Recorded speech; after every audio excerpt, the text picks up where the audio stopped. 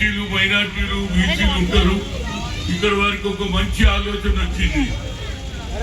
బాబాసాహెబ్ అంబేద్కర్ ఈ దేశంలో సమానత్వం తేవాలని గతంలో మీ అందరికి తెలుసు, మా తాత ముత్తాతలు చెప్పేది, ఎస్సీలు అంటే బావుల దగ్గర రానియకపోయేది, గుళ్ళలకు రానియకపోయేది. కానీ రాజ్యాంగం రాసేటప్పుడు ఆ రోజులలో మీకు తెలుసు, రాజ్య స్వాతంత్రం 1947లో వచ్చినాక అప్పటి వరకు బ్రిటిష్ సామ్రాజ్యంలో బ్రిటిష్ ఏది వాళ్ళ ఆలోచన ఉండే. సంవిధానం అంటే రాజ్యాంగం ఎవరు రాస్తారన్నప్పుడు మహాత్మా గాంధీ, పండిట్ జవహర్లాల్ నెహ్రూ, సర్దార్ వల్లభాయ్ పటేల్, మౌలానా గారు అన్నారు, కడుపు గాలినోడు పేదరికంలోకి వచ్చినటువంటి వ్యక్తే ఈ రాజ్యాంగం రాస్తారన్నాడు. ఆ బాబాసాహెబ్ అంబేద్కర్ ఎవరి శిష్యుడు తెలుసా? మహాత్మా జ్యోతిరావు పూలే. 18వ సెంచరీలో చదువుకుంటేనే భవిష్యత్తు ఎన్నో అవమానాలు పడ్డాడు ఆయన కూడా. ఆఖరుకు భర్త చనిపోతే భార్య పెళ్లి చేసుకునే ఆచారం లేకుండే, దాన్ని కూడా ఎదిరించాడు. అదేవిధంగా ఆయన భార్య అయినటువంటి సావిత్రిబాయి పూలేతో మహిళలు కూడా చదువుకోవాలని ఆయన స్కూల్ కూడా పెట్టారు.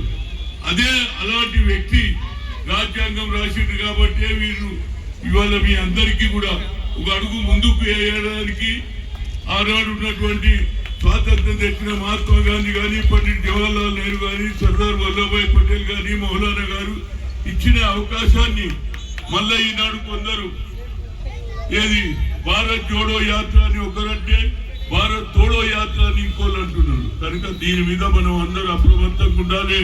మన రాజ్యాంగాన్ని కాలరాయాలని అదే పార్లమెంట్ హౌస్ లో అమిత్ షా ఏమన్నాడు తెలుసా? నాకు చాలా బాధ ఉన్నది. నేను పార్లమెంట్ ఉంటే అదే రోజు పార్లమెంట్ బయట కూర్చుందో భారతదేశ రాజ్యాంగం రాసినటువంటి వ్యక్తికి 6 సార్లు పేరెత్తిండు, అంబేద్కర్ అంబేద్కర్ అంబేద్కర్ అంబేద్కర్ అంబేద్కర్ అంబేద్కర్. ఏమిరా మీరు అంబేద్కర్ పూజ చేస్తారు, దానివల్ల దేవుని పూజ చేసిన స్వర్గానికి పోతారు. అరే మాకు దేవుడు ఆయనలేదా? మేము చూడలే, అంబేద్కరే మాకు దేవుడు. కేవలం ఎస్సీ ఎస్టీ దగ్గర కాదు, సమానత్వం, అందరికీ న్యాయం జరగాలన్నాడు. అదే మహాత్మా జ్యోతి ఆలోచనను ఇంప్లిమెంట్ చేసిన శిష్యుడు అయినటువంటి అంబేద్కర్ కు ఇవాళ ఆయన ఏది 135వ జన్మదినం. ఎక్కడ చూసినా పండుగ, ఏది మాంకాల పండుగ వచ్చినా దసరా చెట్టాడుతున్నారు, ఎవరు మీటింగ్ అంటున్నారు, భోజనాలు పెడుతున్నారు. దసరా పండుగలాగా ఉన్నది ఇది. ప్రతిసారి ఆయన జన్మదినంలో ఆయన వర్ధంతి రోజుకు ఆయన కులమాల లేదు, కానీ బర్త్డే అప్పుడు మాత్రం ఇలాంటి హడావిడి చేయాలి. చనిపోయిన దినం చేయొద్దు, చనిపోయిన దినం మౌనంగా ఉండాలి, ఆయన గురించి ప్రార్థించి వెళ్ళిపోవాలి. కానీ బర్త్డేకి మాత్రం తప్పనిసరిగా ఇలాంటి హడావిడి చేయండి. తప్పనిసరిగా మీ భవిష్యత్తులో స్కూల్లో కానీ, కాలేజీలో కానీ, ఉద్యోగాలలో కానీ మీ రిజర్వేషన్ ఇచ్చింది కాబట్టి మీరు ఐఏఎస్ అవుతున్నారు, ఐపీఎస్ అవుతున్నారు. లేకపోతే ఎవరు లేదు. కానీ ఇవాళ ఎవరు నేను అంబేద్కర్ అంటున్నాడు.